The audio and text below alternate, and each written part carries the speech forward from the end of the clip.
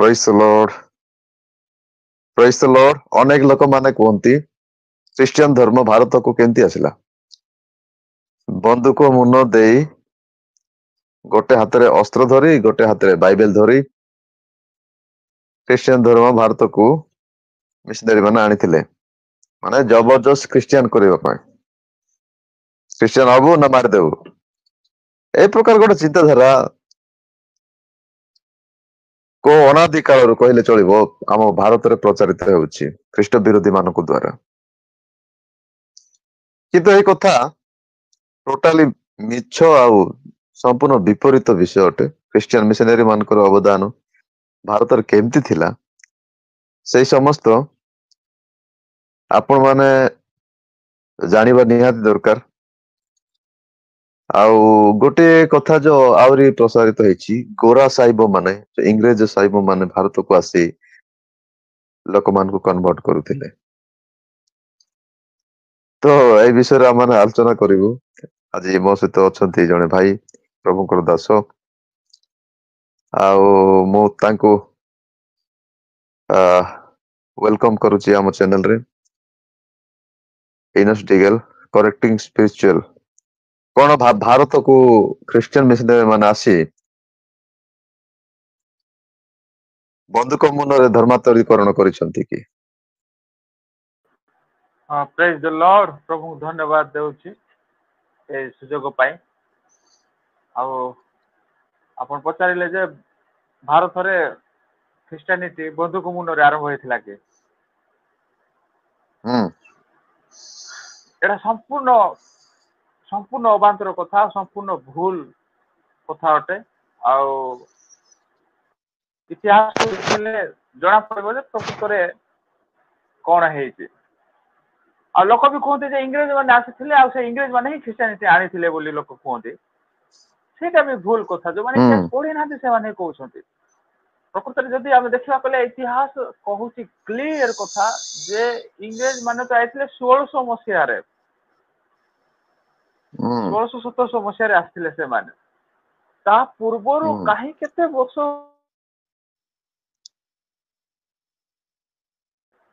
ସେଟା ବି ପ୍ରଭୁ ଯୀଶୁ ଖ୍ରୀଷ୍ଟଙ୍କର ଜଣେ ଶିଷ୍ୟ ଆଣିଥିଲେ।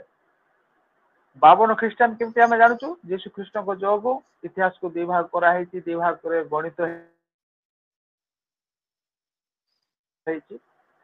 ଆଉ ସେ ଯୀଶୁଙ୍କ ଠାରୁ ଯୋଉ ମସିହା ଗଣନା କରାହେଲା 52 ମସିହା, ସେଇ 52 ମସିହାରେ ସେଇ ସମୟରେ ଯୀଶୁଙ୍କର ଶିଷ୍ୟ ଜଣେ ଭାରତକୁ ସୁସମାଚାର ନେଇକି ଆସିଲେ, ଯୀଶୁଙ୍କର ବାର୍ତ୍ତା ନେଇ ଆସିଲେ।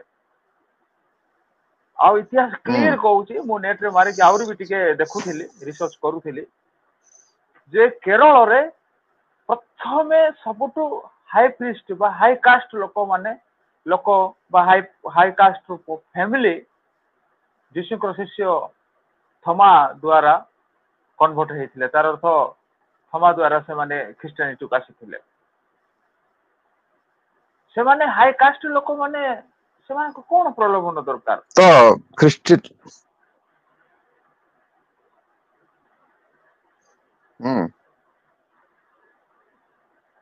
ହଁ, କଣ କହିବାକୁ ଯାଉଥିଲେ ଆଜ୍ଞା, କୁହନ୍ତୁ। ଆଜକୁ 2000 ବର୍ଷ ପୂର୍ବର କଥା ଏଇଟା।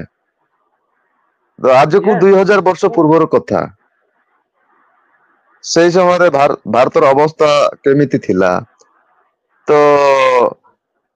ଜଣେ ଯୀଶୁଙ୍କର ସହିତ ରହୁଥିବା, ଖାଉଥିବା, ପିଉଥିବା ଜଣେ ବ୍ୟକ୍ତି, ଯେ ଯୀଶୁଙ୍କୁ ନିଜେ ସ୍ୱ ଆଖିରେ ଦେଖିଥିବା ଲୋକ, ଯୀଶୁ କ୍ରୁଶରେ ପିତ ହେଲା ପରେ, ମୃତ୍ୟୁବରଣ କଲା ପରେ, ପୁନରୁତ୍ଥିତ ହେଲା ପରେ ମଧ୍ୟ ତାଙ୍କୁ ସ୍ପର୍ଶ କରିଥିବା ବ୍ୟକ୍ତି ଭାରତକୁ ଆସିଥିଲେ। ଆଉ ସେ ତାଙ୍କ ଦ୍ଵାରା ଭାରତରେ ମଣ୍ଡଳୀ ସ୍ଥାପନ ହେଇଥିଲା, ଖ୍ରୀଷ୍ଟିଆନ ହେଇଥିଲେ ଲୋକମାନେ। ଯେମିତି ଯୀଶୁ ଚମତ୍କାର କରୁଥିଲେ, ସେ ମଧ୍ୟ ଚମତ୍କାର କରୁଥିଲେ। ୟାଠାରୁ ଆଉ ଗୌରବ ବିଷୟ କଣ ଅଛି? ପ୍ରକୃତ ବିଷୟ। ଆଉ ଇତିହାସ କହୁଛି ଯେ ସେ କୌଣସି ପ୍ରଲୋଭନ ଦେଖେଇ ନଥିଲେ।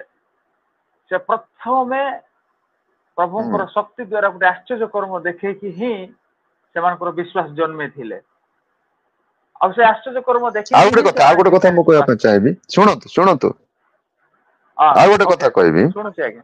जो ଖ୍ରୀଷ୍ଟିଆନ ଧର୍ମକୁ କେବଳ ଖ୍ରୀଷ୍ଟିଆନ ଧର୍ମକୁ କେବଳ ଗରିବ ନିରୀହ ଆଦିବାସୀ ଲୋକମାନେ ହିଁ ଗ୍ରହଣ କରିଥିଲେ ଭାରତରେ ବୋଲି କୁହାଯାଉଛି। ଏଇଟା କଣ ବାସ୍ତବରେ ଗ୍ରହଣ ଯୋଗ୍ୟ କି ଆପଣଙ୍କର ହିସାବରେ? ଥମାଙ୍କ ସମୟରେ କଣ ଗରିବ ଲୋକମାନେ ଥମାଙ୍କ ଦ୍ୱାରା ପ୍ରଭାବିତ ହେଇଥିଲେ କି? ଆବସୋଲ୍ୟୁଟଲି ନଟ୍, ସେପରି ନୁହଁ।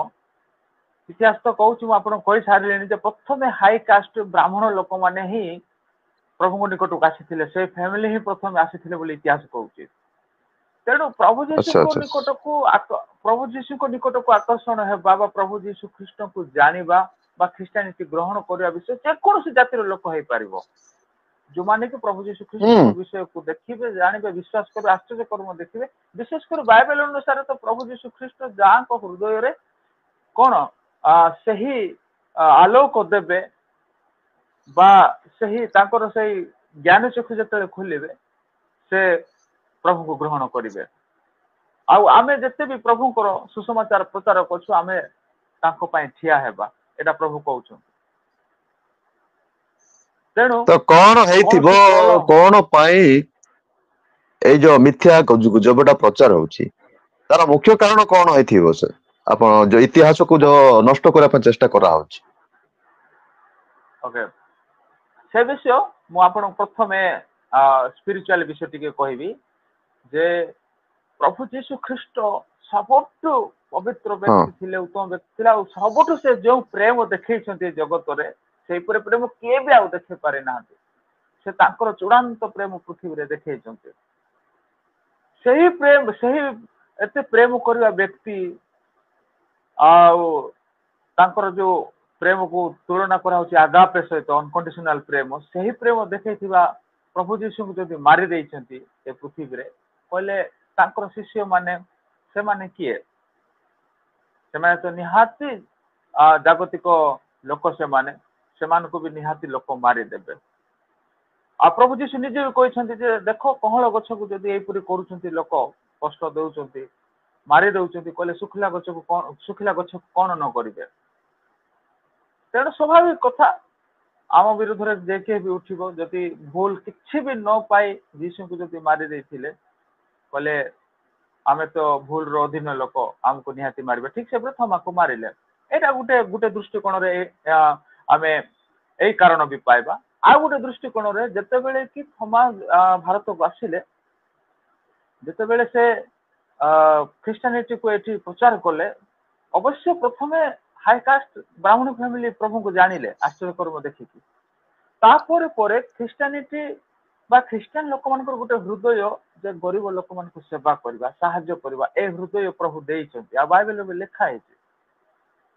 ତେଣୁ ନିହାତି ଗରିବ ଲୋକମାନଙ୍କ ପାଖକୁ ସେଇ ଖ୍ରୀଷ୍ଟିଆନିଟି ପ୍ରଚାର ଯୋଉଟା କି ଧୀରେ ଧୀରେ ଯାଇଥିବ, ଆଉ ଗରିବ ଲୋକମାନଙ୍କୁ ସାହାଯ୍ୟ ଉଦ୍ଦେଶ୍ୟରେ ସେମାନଙ୍କର ଦୁଃଖ ସହ୍ୟ ନ କରିକି ସେମାନଙ୍କ ପାଖକୁ ନିହାତି କ୍ଷମା ଆଉ ତାଙ୍କର ଯେତେ ବି ଏଠି ତାଙ୍କର ସହଚର ସୃଷ୍ଟି ହେଇଥିବେ, ସେମାନଙ୍କ ଦ୍ଵାରା ଗରିବ ଲୋକମାନଙ୍କୁ ପହଞ୍ଚିଥିବ ବାର୍ତ୍ତା, ଆଉ ସେମାନଙ୍କୁ ସାହାଯ୍ୟ ଉଦ୍ଦେଶ୍ୟରେ ବି।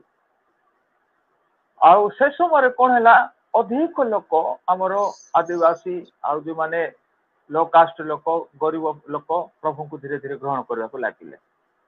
ଯାରି ଫଳରେ ପରେ ପରେ ଦେଖିବାକୁ ମିଳିଲା ଯେ ଯୋଉମାନେ କି ହାଇକାଷ୍ଟ ଲୋକ ଦଳିତ ଲୋକମାନଙ୍କୁ, ଲୋ କାଷ୍ଟ ଲୋକମାନଙ୍କୁ ବା ଗରିବ ଲୋକମାନଙ୍କୁ ଖଟଉଥିଲେ ବା ସେମାନଙ୍କୁ ଯେମିତି ଇଚ୍ଛା ସେମିତି ବ୍ୟବହାର କରିପାରୁଥିଲେ, ସେମାନେ ସେଇ ଆଶା ଆଉ ପାଇପାରିଲେ ନାହିଁ। କାହିଁକି? ଖ୍ରୀଷ୍ଟିଆନ ଯୋଉମାନେ ବି ଖ୍ରୀଷ୍ଟଙ୍କ ନିକଟ ମାନେ ପ୍ରଭୁ ଯୀଶୁଙ୍କ ନିକଟକୁ ଆସିଲେ, ସେମାନେ ଲୋକମାନେ ଧୀରେ ଧୀରେ ଶିକ୍ଷିତ ହେଲେ।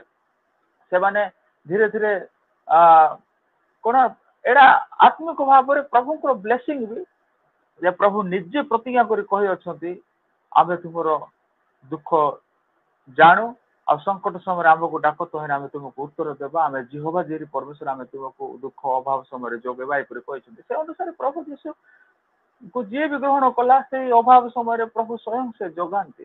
କୁଆଡୁ କେମିତି ଯୋଗାନ୍ତି ବା କେମିତି ସେ ଇଏ କରନ୍ତି, ସାରା ସୃଷ୍ଟିକୁ ସେ ଚଲାଉଛନ୍ତି। ନିହାତି ତାଙ୍କ ଭକ୍ତ ମାନଙ୍କୁ, ତାଙ୍କୁ ବିଶ୍ୱାସକାରୀଙ୍କୁ ସେ ଯୋଗେଇବେ ନିହାତି ଯୁଆଡୁ ବି। କିନ୍ତୁ ଏ ବିଷୟ ଲୋକମାନେ ବୁଝନ୍ତି ନାହିଁ। ହେଲେ ଯାହା ବି ହଉ, ଯେତେବେଳେ କି ଦଳିତ ଲୋକ କି लो कास्ट लोक कि अति गरीब लोक मैंने जिते प्रभु को पाइले से धीरे धीरे उन्नत करने को लगे आपन भी जानते जिते मिशनारी माने भारत को आसिले अवश्य से इंग्रेज मान को आसवा समय से आड़ु आड़ आसी भी थे से सत कथा आसिले मिशनारी माने केबे भी शासन करने उद्देश्य आसी ना कारण मिशनारी मानकर ब्लड रे ही थिला जे से माने सेवा करबा मिशनारी मानकर तांकर हृदय रे से बोझ थिला जे जेमिति लोक माने माने कोन हेबे ना आम द्वारा उपकार हेबे अवश्य ख्रिस्टान मेसेज को लेके से माने जाउथिले किंतु तांको तार पछ पछरे कोन ता सहित से माने लोक मानकर सेवा उद्देश्य रे जोटा कि तांकर रोगग्रस्त समय रे तांको औषध ये करबा शारीरिक भाव रे तांकर स्वास्थ्य पई तापरे तांकर पढ़ा तांकर एजुकेशन डिपार्टमेंट रे एजुकेशन पई ए समस्त विषय से माने बहुत बोझग्रस्त हेतिले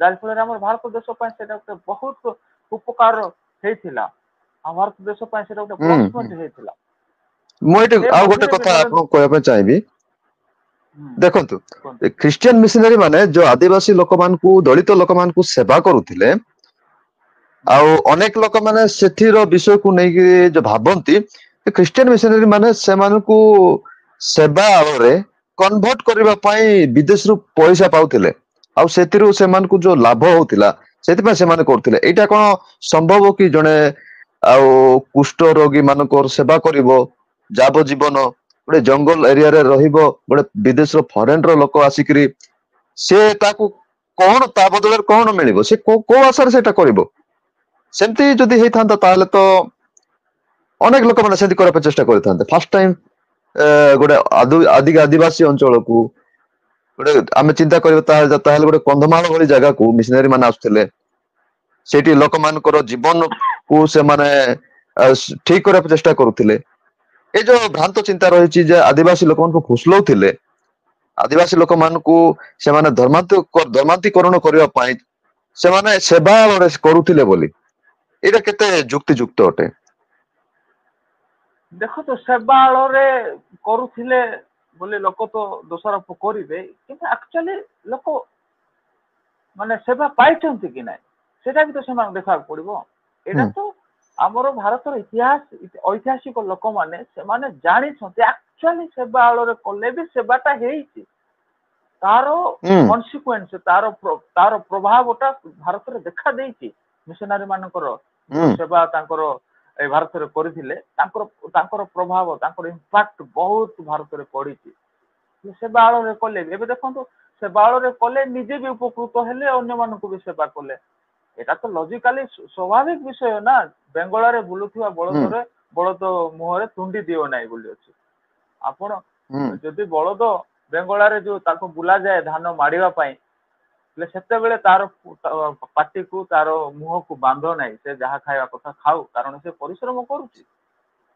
एटा होचे सत्य वाक्य आ एटा लोकबाणी अटे आ बाइबल रे भी लिखा है तेणु जी भी एक सेवा कार्य कला से निजे भी तो उपकृत हम किए बा न चाहे से एटा गोटे माने अवांतर कथा कुआ जाउची सेते पई आउ बाहर धन हो एबे देखंतो बाहर धन लोक आणुचंती बोली कि जो ये कहउचंती आरएसएस रो जो संगठन अछि आरएसएस लोक कोन आणु नाते बाहर धन आरएसएस को तो बाहर धन आसुची फॉरेन फॉरेन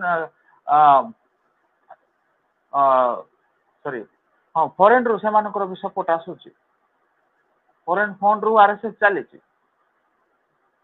हेले माने केमती ए विषय कहि परिबे ताबद एटा होची एक्चुअली ईर्ष्या जोगु ही कहउचंती ईर्ष्या जोगु हां कोन से निश्चय तापर भी आपण गोटे विषय ध्यान दियंतु जते बेले किछि ही नथिला लोक मान पर शिक्षा नथिला स्वास्थ्य अवस्था नथिला जो स्वास्थ्य केंद्र गुडा को नथिला आरंभ करिसंत क्रिश्चियन मिशनरी माने तो से माने आरंभ करिबाटा भी तांकर भूल थिला आरंभ करिकि लोक मान को स्वास्थ्य और शिक्षा अवस्था को आनिबा भी गोटे प्रकार भूल थिला जदि शिक्षित हेले लोक माने मिशनरी मान को द्वारा शिक्षित हेले सेटा भी भूल थिला ସେଟା ଭୁଲ ଥିଲା ସେଇ ଲୋକମାନଙ୍କ ପାଇଁ ଯୋଉମାନେ ମୂର୍ଖାମିର କଥା କୁହନ୍ତି। ଆକ୍ଚୁଆଲି ଆଜି ନରେନ୍ଦ୍ର ମୋଦି ଦେଖନ୍ତୁ କେତେ ବର୍ଷ ପରେ ଆମର ପ୍ରଧାନମନ୍ତ୍ରୀ ସିଏ ବି ସମ୍ପୂର୍ଣ୍ଣ ହୃଦୟଙ୍ଗମ କରିକି ଆକ୍ସେପ୍ଟ କରିକି ସେ କୁହନ୍ତି ଆଜି ଆଉ ଏପରି ଭିଡିଓ ଯାକ କେତେ ଅଛି ଭାସୁଛି ସିଏ ବି କହୁଛନ୍ତି ଯେ ଖ୍ରୀଷ୍ଟିଆନିଟି ଭାରତରେ ଅତି ଗମ୍ଭୀର ବା ଗୁରୁତ୍ୱପୂର୍ଣ୍ଣ ଏରିଆରେ ଉପକାରରେ ଆସିଛି ଯୋଉଟା କି ଅତି ଜରୁରୀ ବିଷୟ ଗୋଟେ କଣ ଶିକ୍ଷା ସ୍ୱାସ୍ଥ୍ୟ ଏମାନେ ସେ ଦିଗରେ ବହୁତ ଆଗଭର ଭାବରେ ଭାରତରେ ଉନ୍ନତ କରିଛନ୍ତି ହେଲେ ଭାରତର ପ୍ରଧାନମନ୍ତ୍ରୀ ସ୍ୱୀକାର କରିକି ତାହା କହୁଛନ୍ତି ଆଉ ଅନ୍ୟମାନେ କୋଉମାନେ ସେମାନେ ଏପରି ଦୋଷାରୋପ କରୁଛନ୍ତି ହୁଁ ଆକ୍ଚୁଆଲି ସେମାନେ କୌଣସି ଇତିହାସ ଜାଣିନାହାନ୍ତି ଅବାନ୍ତର କଥା ଈର୍ଷା ଦ୍ଵାରା ତାଙ୍କ ରକ୍ତରେ ଈର୍ଷା ଅଛି ସେଥିପାଇଁ କିଛି ନା କିଛି ଗୋଟେ ବିଷୟ କହିକି କିଛି ଗୋଟେ ଆମେ କ୍ରିଏଟ କରିବା ଲୋକମାନଙ୍କ ଭିତରେ ଗୋଟେ ବିଶୃଙ୍ଖଳା ଏହିପରି ମନୋଭାବ ରଖିଥିବା ଲୋକମାନେ ଏହିପରି କୁହନ୍ତି ତେଣୁ ଏ ସବୁ ବିଷୟ ସରାରତ ମାନେ ଭୁଲ ଅଟେ ଯୋଉ ଲୋକମାନେ ଏହିପରି କ୍ରିଏଟ କରୁଛନ୍ତି ବା ଗୋଟେ ମିଥ୍ୟା ଆରୋପ କରୁଛନ୍ତି ବା ଗୋଟେ ମିଛ ଗୁଜବ କ୍ରିଏଟ କରିକି ଲୋକମାନଙ୍କ ନିକଟକୁ ପହଞ୍ଚଉଛନ୍ତି ସମ୍ପୂର୍ଣ୍ଣ ଭାବରେ ଭୁଲ ଅଟେ ଏଇଟା ଆଉ ଆଧୁନିକ ଲୋକମାନେ ଭାରତର ବିରୋଧୀ କହିଲେ ଚଳିବ ସେମାନଙ୍କୁ। ୟେସ୍ ଭାରତ ଉନ୍ନତ ଦିଗକୁ ଯାଉଛି ଯାଇକି କୁଆଡେ ପହଞ୍ଚିଲାଣି ଏମାନଙ୍କର ରୋଗ କିନ୍ତୁ ସେଟା ଛାଡି ନାହିଁ ଯୋଉଟା କି ଅସତ୍ୟ କଥା ମିଥ୍ୟା କଥା କହିକି ବିଶୃଙ୍ଖଳା କରିବା ଥରେ ହୁଁ ଥରେ ମତେ ବହୁତ ଦୁଃଖ ଲାଗେ ଆଉ ଏଇପରି ସେମାନେ ହିଁ କରନ୍ତି ଯୋଉମାନେ କି ଆକ୍ଚୁଆଲି ଭାରତ ଉନ୍ନତ ଚାହାନ୍ତି ନାହିଁ ସେମାନେ ଚାହାନ୍ତି ଧୀରେ ନାହିଁ। ଆମେ ଯଦି ଦେଖିବାକୁ ଗଲେ ସେମାନେ ପରଦାର ପଛରେ ସେମାନେ ଆକ୍ଚୁଆଲି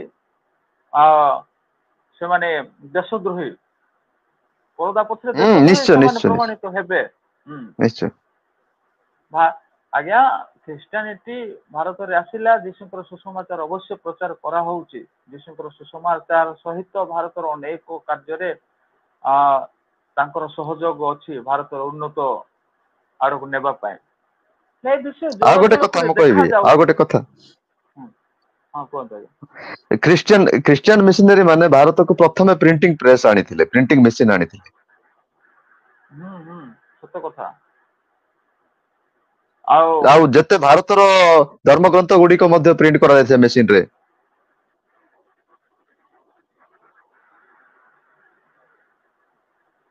ହଁ ବହୁତ ଖୁସିର ବିଷୟ ଅଟେ ଯେ ଅନେକ ଉନ୍ନତି ମୂଳକ କାର୍ଯ୍ୟ ଖ୍ରୀଷ୍ଟିଆନ ମାନଙ୍କ ଦ୍ଵାରା ହେଇଛି ଖ୍ରୀଷ୍ଟିଆନିଟି ଦ୍ଵାରା ହେଇଛି ଭାରତରେ ପ୍ରିଣ୍ଟିଂ ମେସିନ ଯଦି ପ୍ରଥମେ ଯଦି ତାଙ୍କ ଦ୍ଵାରା ହେଲା ସ୍ଥାପନ ହେଲା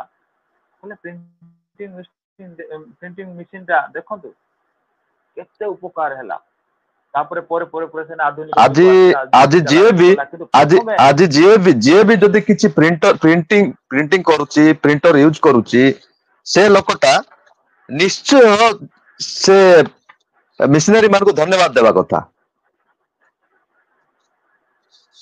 ହୁଁ ଧନ୍ୟବାଦ ନ ଦେଇକି ବାଟ ନାହିଁ କାରଣ ହଁ ଯୋଉମାନେ ଆହୁରି ଉଦ୍ଭାବନ ଗୋଟେ କଥା ମଧ୍ୟ ମୁଁ ଆପଣଙ୍କୁ କହିବି ଭାରତରେ ଯେତେବେଳେ ମହିଳା ମାନଙ୍କୁ ଶିକ୍ଷା ଗ୍ରହଣ କରିବାର ଅଧିକାର ନଥିଲା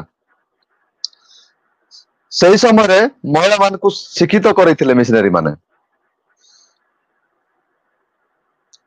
ସ୍ତ୍ରୀ ଲୋକମାନଙ୍କ ପାଠ ପଢିବାର ଅଧିକାର ନଥିଲା ଏବେ ଯେମିତି ସ୍ତ୍ରୀ ଲୋକମାନେ ବାହାରେ ବୁଲିବାର ପ୍ରାୟ ବାବା ମାନେ କୁହନ୍ତି ସ୍ତ୍ରୀ ଲୋକମାନେ ଲିମିଟରେ ରହିବେ ସ୍ତ୍ରୀ ଲୋକମାନେ ଏମିତି ରହିବେ ସେମିତି ରହିବେ ସେଇ ସମୟରେ ସ୍ତ୍ରୀ ଲୋକମାନଙ୍କୁ ପାଠ ପଢିବାର ଅଧିକାର ମିଶନାରୀ ମାନେ ଦେଇଥିଲେ। ତାପରେ ହଁ ସତ କଥା ତାପରେ ଏବେ ଆମର ସରକାରରେ ମଧ୍ୟ କଣ ନାରୀ ମାନଙ୍କର ପାଇଁ ସବୁ କିଛି ଉନ୍ନତି ମୂଳକ କାର୍ଯ୍ୟ ହଉଛି କିନ୍ତୁ ଆରମ୍ଭ କରିଥିଲେ କୋଉମାନେ ଖ୍ରୀଷ୍ଟିଆନିଟି ଦ୍ଵାରା ହିଁ ଆରମ୍ଭ ହୁଁ ହେଇଥିଲା ହୁଁ ସତ କଥା ଆପଣ କହିଲେ କାହିଁକି ନାରୀ ମାନଙ୍କୁ ଗୋଟେ ଅବଜେକ୍ଟ ଭାବରେ ବ୍ୟବହାର କରାଯାଉଥିଲା ସେମାନେ ଏତେ ସୀମିତ ଭାବରେ ରହିବେ ସେମାନେ ଘରର ପରିସର ଭିତରୁ ବାହାରେ ସେମାନେ ଅଲଗା କୌଣସି କାମ କରିବା ପାଇଁ ତାଙ୍କ ସୁଯୋଗ ନଥିଲା ତାଙ୍କର ଟ୍ୟାଲେଣ୍ଟ ଥିଲେ ବି ବୁଦ୍ଧି ଥିଲେ ବି ସବୁ କିଛି ବିଷୟରେ ତାଙ୍କର ହୁଁ ବିଚକ୍ଷଣ ଗୁଣ ଥିଲେ ବି ତାଙ୍କୁ ଦିଆଯାଉନଥିଲା କିନ୍ତୁ ସେ ସମସ୍ତ बंधन को आम ख्रीष्टानिटी द्वारा ही भंगा गला एक्चुअली सत्य कथा ता बाद आपण भी जानिछन्ते एटा तो पूरा समस्त जानिछन्ते सतीदाह प्रथा जोटा थिला गोटे अति निशंस प्रथा गोटे थिला जोटा कि स्वामी जदि मरी गले जीवंता थाउ थाउ स्त्री को भी अग्नि रे पके दिया जाउथिला से सतीदाह प्रथा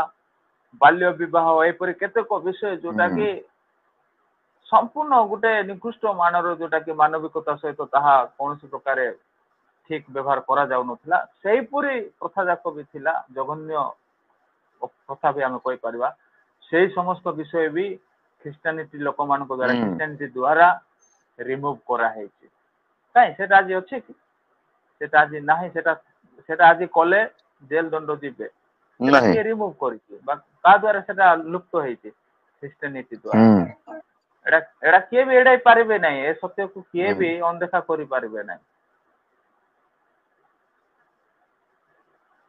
ना कोन निहाती निहाती किए पारिबे नहीं तेणु निहाती एई कथा को किए तो अनदेखा करि पारिबे नहीं सत्य कथा हेले कास्ट सिस्टम को मध्य आपण देखंतु कास्ट सिस्टम द्वारा केते लोक आ आम आखि सामने भी आम समय भी आम देखिचु छुआ छुआ जने लोकर जिनस दुकान वाला माने छुईबे नहीं ताकू तार पैसा আছে दूर फिंगी देबो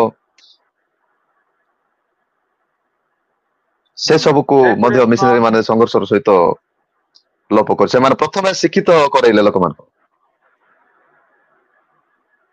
हां निहाती आज्ञा निहाती ए सत्य से माने जदि खोलताड़ करिवे जदि भलरे पढ़िबे जुमाने भी ए समस्त विषय रे अज्ञ आउ विशृंखला सृष्टि करंती ए समस्त विषय न जानिबी एबे भी से माने जदि सब किछि विषय जाने पई माने इच्छा प्रकाश करिवे जदि से पुरे जिज्ञासा तांको पाखे अछि ताले समस्त विषय जानि पारबे से माने समस्त विषय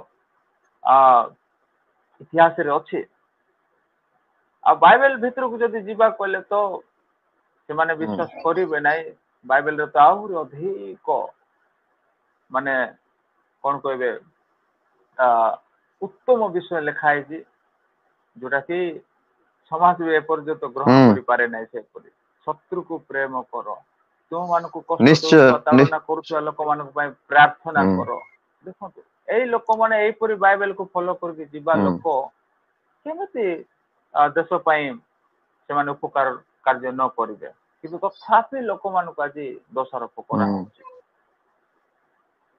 निश्चय आउ आउरी ग्राहम स्टेन्स को कथा ग्राहम स्टेन्स को देखंतु जे लेप्रेसी लोक मानकर जो सेवा करथले ग्राहम स्टेन्स एते दूररो आसिकरी एमिति लोक को हत्या कला परे मध्य अनेक लोक कहंती जे से हत्याकारी उचित काम करथिले माने से धर्मांतरीकरण काम करुथिले से अपराध रे तांको से मारी छंती एमिति वर्तमान बे भाबुछंती लोक माने माने ग्राहम स्टेन्स आ तांकर दुई पुओं को मारिबाटा भी एक प्रकार धर्मर रक्षक माने धर्मर विजय माने धर्म रक्षा करबा पय एटा करा हितला बोली कहउछंती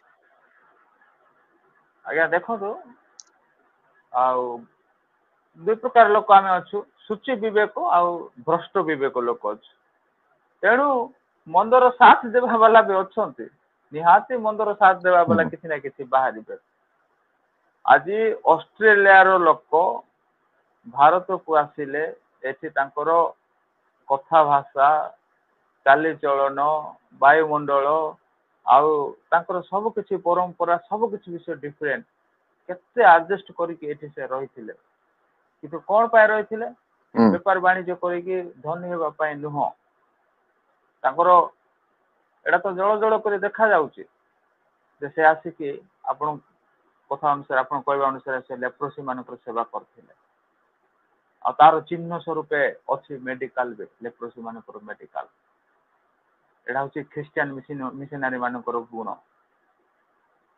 माने किछि ना किछि गुटे देश रे उन्नत मूलक कार्य करिवे सहाय्य करिवे लोक मानको उपकार रे आसीबे लोक मानको ठीक से पूरे ग्राम स्टैंड पूरे दुख कष्ट से जो लेप्रोसी मो हमर विश्वासी एति अछंती जे माने कि हमर सपोर्टर मयूरभंजर से माने निजे कहिसंती हम आडे जदि जड़े कहीं भी लेप्रोसी रोग रे पीड़ित है कुष्ठ रोग रे कहले निज बापा होते भी निज माँ होते भी निज भाई होते भी घरे रखु नथिले गाँ दांडर बाहर रखा होता आ दूर जाकि खाद्य दिया होता फिंगिला पर निजर बापा हेले भी से व्यवहार करा होता से ही लोक मान से निजर करे विथ ओपन आर्म्स से जदि ग्रहण कले लोक मान सेवा कले तथापि लोक मैंने चिन्हले ना आउ जी भी कार भितर पुड़े कि मारिदेले दुईटी कुनी छुआ सहित तार जदि सपोर्टिंग करुँचे से विवेक को आप भ्रष्ट विवेक कहे कि ना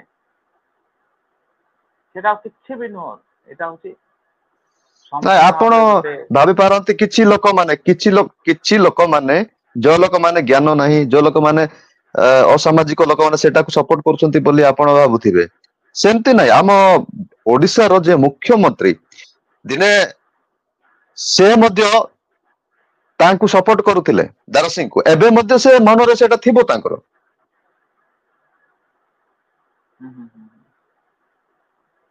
हाँ नाई आम जदि राजनीति आड़े जावा कले से तो कौन ना कौन गोटे प्रेसर रे कि ना आउ कौन गोटे फायदा रे से माने सपोर्टिंग करुँच हाँ से माने देखु ख्रीष्ट लोक मान विरुद्ध रे तो जो मैंने अविश्वासी लोक से माने कौन ना कौन दिगरे से माने आसबे ही आसबे कौन ना कौन एरिया रे टिके ना टिके विरोध हम ही हम से अनुसार से मुख्यमंत्री यदि से विषय सपोर्टिंग करुवे हाँ करुवे कारण से प्रभु से जानी ना कारण से ख्रीस्टान नुह किंतु प्रकृत में ख्रीस्ट को न जानी लोक भी बहुत उत्तम लोक अच्छा जो मैंने कि प्रकृत में भल चिंता करती जदि से ख्रीस्ट को जानी ना जदि मुख्यमंत्री भी जदि ए विषय आस्ते आस्ते आस्ते आस्ते आस्ते आस्ते आस्ते ग्राम स्टेंस को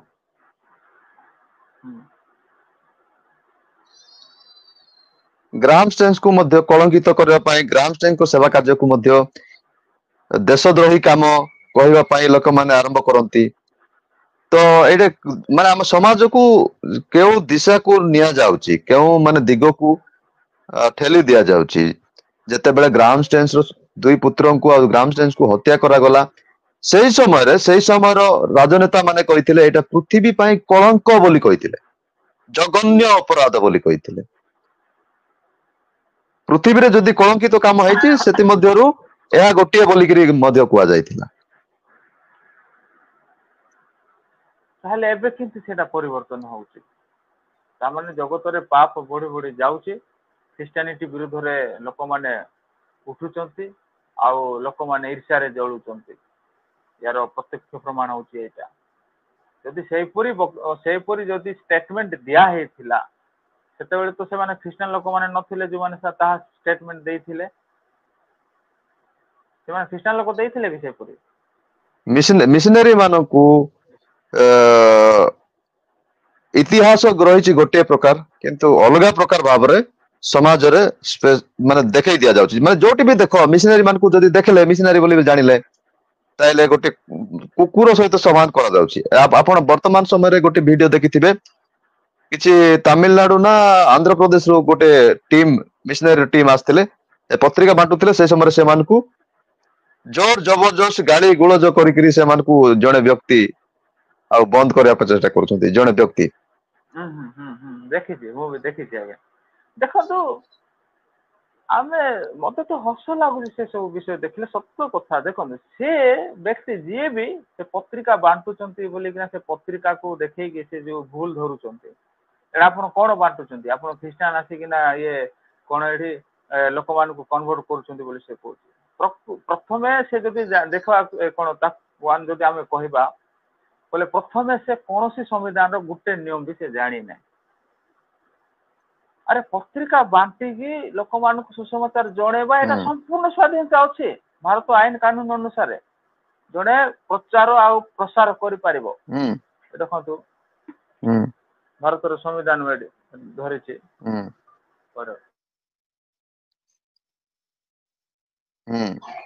अनेक समय मु कहिछि एटी लेखा है मु आपन काडी पढ़ी दउछि देखो एटी कोन लेखा है विवेक स्वाधीनता एवं धर्मर मुक्त प्रचार किंबा प्रसार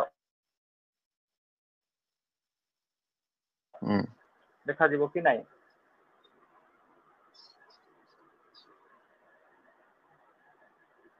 ବ୍ଲାକ୍ ଏଠି ଆମର କୋଉଟାରେ ଯୋଉ ଗାଢ ଆପଣ ହେଇଛି, ଦେଖୁଛନ୍ତି? ବ୍ଲାକ୍ ଗାଢ ହେଇଛି। ହଁ ଏଇଟା ହଉଛି ହଁ ଆମର ଦିଶୁଛି। ଆର୍ଟିକଲ 25 ଟା 25। ଓକେ ହୁଁ ୟେସ୍, ଏଇଟା ହୁଁ ମୁଁ ଏଇଟା କେତେ ଥର ଦେଖା ସମସ୍ତେ ଜାଣିଲେଣି ଏବେ ଏଇଟା, କିନ୍ତୁ ସେ ବ୍ୟକ୍ତି ଜାଣି ନାହିଁ ଯେ ମୁକ୍ତ ପ୍ରଚାର ଓ ପ୍ରସାର ସ୍ୱାଧୀନତା ଅଛି। ଜଣେ ଯେମିତି ନିଜର କମ୍ପାନୀ ହଉ କି ନିଜର କୌଣସି ପ୍ରଡକ୍ଟ ବିଷୟରେ ହଉ, ଯେମିତି ଲୋକମାନେ ଆସିକିନା ପ୍ରଚାର କରୁଛନ୍ତି, ଆଡଭର୍ଟାଇଜ ଦଉଛନ୍ତି, ଯଦି ବା ସେ ଠକ କମ୍ପାନୀ ହେଇଥିଲେ ବି ସେମାନଙ୍କ ପାଇଁ ଫ୍ରିଡମ ଅଛି, ସେମାନେ ଯାଇକି ହୁଁ ପ୍ରଡକ୍ଟ ବିଷୟରେ ସେମାନେ ଆଡଭର୍ଟାଇଜ କରିବେ। ଯୀଶୁଙ୍କର ବିଷୟ ପୃଥିବୀରେ ସବୁଠୁ ସର୍ବଶ୍ରେଷ୍ଠ ହୁଁ ଲୋକମାନଙ୍କୁ ସେବା କରିବାର ଗୁଣ ରହିଛି, ଯୋଉଟା କି ଯୀଶୁ ଖ୍ରୀଷ୍ଟଙ୍କର ପୃଥିବୀରେ ଶ୍ରେଷ୍ଠ ଅଟେ ସବୁ ବିଷୟଟାରୁ। ସେଇ ବିଷୟକୁ ଯେ ପତ୍ରିକା ହୁଁ ଯଦି ବାଣ୍ଟୁଛନ୍ତି, କୌଣସି ପ୍ରକାର ଭୁଲ ନାହିଁ ନିୟମ କାନୁନ ଅନୁସାରେ ନିଜର ଧର୍ମକୁ ଜଣେ ମୁକ୍ତ ଭାବରେ ପ୍ରଚାର କରିପାରିବ, ପ୍ରସାର କରିପାରିବ। ପ୍ରଚାର ଆଉ ପ୍ରସାର ଲେଖା ହେଇଛି, ପ୍ରିଚ୍ ଆଣ୍ଡ ପ୍ରପୋଗେଟ୍। ଏ ବ୍ୟକ୍ତି ହୁଁ ଜାଣିଛି କି ସେଇଟା? ଆରେ ଭାଇ ତାମିଲନାଡୁରୁ ହଉ, ସେମାନେ ଭାରତର ଲୋକ ହୁଁ ନା, ଆମର ଇଣ୍ଡିଆନ ଲୋକ ସେମାନେ, ନିଶ୍ଚୟ। ଶତ୍ରୁ ବୋଲି କାହିଁ ଭାବୁଛୁ? ସେ ଯଦି ପତ୍ରିକା ବାଣ୍ଟୁଛନ୍ତି, କହିଲେ ପତ୍ରିକା ବାଣ୍ଟିବାଟା ନିୟମ କଣ ନାଇଁ କି? ନା କଣ ସେମାନେ ସେ ମିଶନାରୀ ମାନଙ୍କୁ ଆଇନ ସେମାନେ ଏମିତି ବିରୋଧ କରୁଛନ୍ତି? ଭାବୁଛନ୍ତି ସତେ ଯେମିତି ସେମାନେ ଆଉ ପାକିସ୍ତାନରୁ ଆସୁଛନ୍ତି। ହଁ, ତାମିଲନାଡୁ ଯାଇ ସେ ପରେ ପରେ ସେ ଭିଡିଓରେ ଆପଣ ଦେଖିବେ, ସେ ବି ତାମିଲ ଜାଣିଛନ୍ତି ବୋଲି କହୁଛି। ଆଉ ତାମିଲ ସେ ନିଜେ କହୁଛି, ସେ କଣ ପାଇଁ ତାମିଲ କଥା କହିପାରୁଛି ସେ ଓଡିଆ? କାହିଁକି ନା ସେ ତାମିଲନାଡୁ ଯାଇ କାମ କରିଛି ସେ। ହେଲେ ତାମିଲନାଡୁ ସେ ଯାଇ କାମ କରିଛି, ସେ ପଇସା ଆଣିଛି, ହୁଁ ଭାଷା ବି ସେଠୁ ଶିଖିଛି। କାହିଁକି ସେଇ ଆମର ଇଣ୍ଡିଆନ, ସେଇଟା ତାମିଲନାଡୁ ଆମର ଇଣ୍ଡିଆର ଅଟେ, ତେଣୁ ସେ ସେଠି ଯାଇକି କାମ କରିକି ଭଲରେ ଫେରୁଛି, ଭାଷା ବି ଶିଖିଛି ସିଏ। ସେ ତାମିଲନାଡୁର ଲୋକ ଆସିକିନା ସମ୍ପୂର୍ଣ୍ଣ ଆଇନ କାନୁନ ହୁଁ ଅନୁସାରେ, ନିୟମ ଅନୁସାରେ ଯଦି କିଛି କରୁଛି କାମ, ଏଇଠି ଆସିକି ସିଏ କିନ୍ତୁ ସେଟା ବିରୋଧ କରୁଛି। ତାମାନେ ଆମେ କଣ କହିବା ୟାକୁ? ସେ କିଛି ବି ଜାଣିନାହିଁ, ସମ୍ପୂର୍ଣ୍ଣ ଅଜ୍ଞାନ ହୁଁ ସେ, ତେଣୁ ସେଇଟା କରୁଛି। ଆମେ ତ ତ କାହାକୁ ଭୟ ଗୋଟେ ମାନେ ରହିଯାଉଛି, ଭୟ ରହିଯାଉଛି। ପତ୍ରିକା ବାଣ୍ଟିବା ଦ୍ଵାରା ଲୋକ ପରିବର୍ତ୍ତନ ହେବେ। ଆଜ୍ଞା ଗୋଟେ କଥା ମୁଁ କହିବି, ପତ୍ରିକା ବାଣ୍ଟିବା ଦ୍ଵାରା ଏବେ ଟେକାଟେ ଯଦି ପୋଖରୀରେ ଫୋପାଡିବା କହିଲେ ପାଣି ହଲିବ ନା। ଆପଣ ଏମିତି କହିପାରିବେ କି ଟେକା ଫୋପାଡ ପାଣିରେ, କିନ୍ତୁ ପାଣି ନ ହଲବାର ଅଛି? ଏଇଟା ଗୋଟେ ଅବାନ୍ତର କଥା ନୁହଁ। ଯଦି ଧର୍ମ ପ୍ରଚାର କରିବା ପାଇଁ, ପ୍ରସାର କରିବା ପାଇଁ ଯଦି ଭାରତର ସମ୍ପୂର୍ଣ୍ଣ ହୁଁ ମୌଳିକ ଅଧିକାର ରହିଛି, ତାହେଲେ ଧର୍ମ ପ୍ରଚାର ଜଣେ କରିବ, କୌଣସି ପ୍ରକାର ସେଟା ଭୁଲ ନାହିଁ, ସେ ଭୁଲ କାର୍ଯ୍ୟ କରୁନାହିଁ। ହେଲେ ଧର୍ମ ପ୍ରଚାର କାର୍ଯ୍ୟ ସେ କୋଉଠି କରିବ? ଯାଇକି ଜଙ୍ଗଲରେ କରିବ କି? ହୁଁ ଗଛଲତା ମାନଙ୍କୁ କି ପଶୁ ପକ୍ଷୀ ମାନଙ୍କୁ କରିବ କି? ନାଇଁ ନା, ଆସିକି ଲୋକମାନଙ୍କ ଗହଣରେ ହିଁ କରିବ। ଆଉ ହୁଁ ଜଣେ ଜଙ୍ଗଲକୁ ପ୍ରଚାର ଯାଇ ଯଦି କରିବେ। କରୁଛି, ହଁ, ଜଣେ ଯଦି ପ୍ରଚାର ହୁଁ କରୁଛି, ହେଲେ ତାର କନସିକୁଏନ୍ସ ବା ତାର ଇମ୍ପାକ୍ଟ, ତାର ପ୍ରଭାବ କିଛି ନା କିଛି ଆସିବ। ପ୍ରଚାର କରିବା ପାଇଁ ସବୁ ସ୍ୱାଧୀନତା ଅଛି, ମୁଁ ପ୍ରଚାର କରିବି, ପ୍ରସାର କରିବି। ଆଉ ତାର ଫଳାଫଳ କିଛି ଯଦି ବାହାରିବ, ଲୋକ କିଛି ଯଦି ପ୍ରଭୁଙ୍କୁ ଗ୍ରହଣ ହୁଁ କରିବେ ଆଉ ବିଶ୍ୱାସ କରିବେ, ତ ସେଠି ମୁଁ ଭୁଲ କଣ କଲି? ୟାଡେ ପ୍ରଚାର ପ୍ରସାର ହୁଁ ଥାଏ, ଯଦି ସମ୍ପୂର୍ଣ୍ଣ ତେଲ ସେମାନଙ୍କର କହିବା ସ୍ୱାଧୀନତା କଥା, ଅଛି। ହୁଁ ସେମାନଙ୍କର କହିବା କଥା ଯେ ଆଉ ଇଏ ଧର୍ମ ପ୍ରଚାର ତମେ ଖ୍ରୀଷ୍ଟିଆନ ଲୋକମାନଙ୍କ ପାଖରେ କର, ହିନ୍ଦୁ ଲୋକମାନଙ୍କ ପାଖରେ କାହିଁ କରୁଛ? ଯେ ଗୋଟେ କମ୍ପାନୀ ଯଦି ନିଜର ଆଡଭର୍ଟାଇଜ କରିବା ପାଇଁ ଚାହୁଁଛି, କହିଲେ କଣ ନିଜର ପରିସର ଲୋକମାନଙ୍କୁ, ନିଜର କମ୍ପାନୀରେ ଯୋଉମାନେ ଅନ୍ତର୍ଭୁକ୍ତ ଜଡିତ ହେଇକି ଅଛନ୍ତି, ଖାଲି ସେ ଲୋକମାନଙ୍କୁ ସେ ପ୍ରଚାର କରିବ କି? ସେ ଲୋକମାନଙ୍କୁ ଖାଲି ଆଡଭର୍ଟାଇଜ ଦେବ କି? ଯୋଉମାନେ ଏ କମ୍ପାନୀ ବିଷୟରେ ଜାଣି ନାହାନ୍ତି, ଆଉ ଏଇ କମ୍ପାନୀ ର ବିଷୟରେ ଯୋଉମାନେ ସଂସ୍ପର୍ଶରେ ଆସିନାହାନ୍ତି, ଯୋଉମାନେ ଏ କମ୍ପାନୀର ଉପକାରରେ ଆସିନାହାନ୍ତି, ଏ କମ୍ପାନୀ ଦ୍ଵାରା ସେମାନେ ଉପକାରରୁ ବଞ୍ଚିତ ହେଇ ଅଛନ୍ତି, ସେଇପରି ଲୋକମାନଙ୍କୁ ଯାଇ ସେ ଆଡଭର୍ଟାଇଜ ଦେବ ନା, ଯୋଉମାନେ କି ଏ ବିଷୟ ଜାଣିନାହାନ୍ତି। ଠିକ ସେପରି ବାକ୍ୟରେ ଲେଖା ଅଛି, ପବିତ୍ର ଶାସ୍ତ୍ର ବାଇବେଲରେ ଲେଖା ହୁଁ ହେଇଛି, ଏଇ ସୁସମାଚାର ପୃଥିବୀର କୋଣ ଅନୁକୋଣରେ ଯାଇକି ପ୍ରଚାର କର। ଏଇ ସୁସମାଚାର ପୃଥିବୀର କୋଣ ଅନୁକୋଣରେ ପହଞ୍ଚିବ, ତାପରେ ଯୁଗାନ୍ତ ହବ ଲେଖା ହେଇଛି। ଆଉ ସେଥିପାଇଁ ଯୋଉମାନେ ବି ବିଶ୍ୱାସ କରୁଛନ୍ତି, ସେଇ ବିଶ୍ୱାସ କରୁଥିବା ବିଷୟ ଏଟା ଗୋଟେ ଉତ୍ତମ ବିଷୟ ଅଟେ, ତାହା ଆମେ ଜଷ୍ଟ ଅନ୍ୟମାନଙ୍କୁ ବି ଦେବା। ବାଇବେଲ କହୁଛି ତମେ ଯାଇକି ପ୍ରଚାର କର, ଯେପରି ଲୋକମାନେ ବିଶ୍ୱାସ କରିବେ ଆଉ ପରିତ୍ରାଣ ପାଇବେ। ଏ ବିଷୟ ମୁଁ ଜାଣିବି, ଏତେ ଗୋଟେ ଗୁରୁତ୍ୱପୂର୍ଣ୍ଣ ବିଷୟ, ଗୋଟେ ଆଶ୍ଚର୍ଯ୍ୟ ବିଷୟ ମୁଁ କହିବି ଆଉ ଏଇଟା ଜାଣିକି କିପରି ଚୁପଚାପ ରହିପାରିବି ମୁଁ ଆଉ ସେମିତି ବି ଆମ ଭିତରେ କେତେ କହିବା ବାଇବେଲ ତ କହୁଛି ଯୋଉମାନେ ଜାଣିନାହାନ୍ତି ସେମାନଙ୍କୁ ଯାଇକି କୁହ ସେମାନେ ଅନ୍ଧକାରରେ ଅଛନ୍ତି ସେମାନେ ବିନଷ୍ଟ ହେବେ ତେଣୁ ଯାଇକି କୁହ ହେଲେ ଏଇଟା କି କଥା ଭାଇ ଆମେ ଖ୍ରୀଷ୍ଟିଆନ ଲୋକମାନଙ୍କ ଭିତରେ ପ୍ରଚାର କର ହିନ୍ଦୁ ଲୋକମାନଙ୍କ ଭିତରେ ନାହିଁ ପ୍ରଚାର ପ୍ରସାର କେମିତି ହବ ସମ୍ବିଧାନରେ ଯୋଉଟା ଲେଖା ହେଇଛି ପ୍ରଚାର ପ୍ରସାର ନିଶ୍ଚୟ ମାନେ ଏ ବିଷୟରେ ଆଗକୁ କଥାବାର୍ତ୍ତା ଆମେ ନିଶ୍ଚୟ କରିବା ଓକେ ଆଉ ସମୟ ହେଇଗଲା ବେଶୀ ଅଧଘଣ୍ଟା ରୁ ଅଧିକା ହେଇଗଲା